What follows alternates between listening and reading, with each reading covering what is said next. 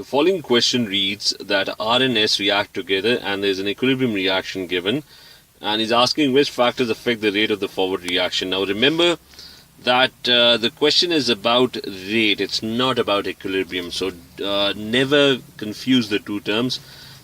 We are talking about rate over here only. So what determines the rate of the forward direction? We're not talking about equilibrium, we're not talking about whether forward reaction is going to be favored or whether the reverse reaction is going to be favored. It's not an equilibrium question. So the rate of the reaction is going to be affected by the activation energy of the reaction, because the lower the activation energy of a reaction, the faster the reaction is going to be. So this is going to be a factor. So activation energy is one major factor in determining a rate. You can reduce activation energy by adding a catalyst. The other things that you could do is for rate is you can either increase pressure, the particles would be closer together, you can increase concentration, or you can reduce the particle size, so all these factors affect the rate of the reaction.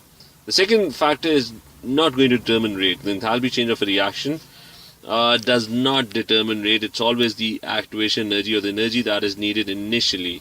The enthalpy change of the reaction is never a factor in determining rate.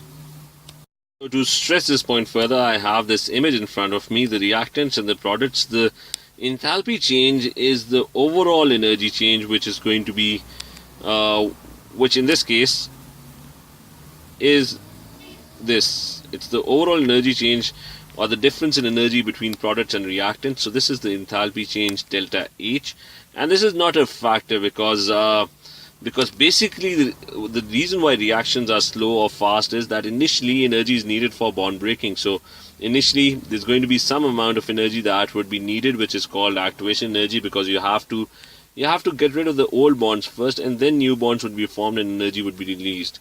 Now if breaking old bonds requires a lot of energy, the reaction is going to be very very slow. So this over here shows if the activation energy is a lot, then that's a slow reaction. If the activation energy is lower, that's a fast reaction. The overall enthalpy change plays little factor in determining the rate of the reaction. So it's always the activation energy, the initial energy that is needed to start a reaction. So enthalpy change of the reaction is not a factor in this case. And similarly, the equilibrium constant of the reaction, the equilibrium constant only determines whether more products are going to be formed or whether more reactants would be formed. The equilibrium constant doesn't, it's the ratio of the products and the reactants. It doesn't determine the rate at which the forward reaction is happening or the rate at which the backward reaction is happening. So equilibrium constants have no relationship with rate. So the next two statements are incorrect. So only option 1 is going to be the correct statement. That only determines the rate of the reaction. So according to the marking key, this would be option D, because only 1 is correct.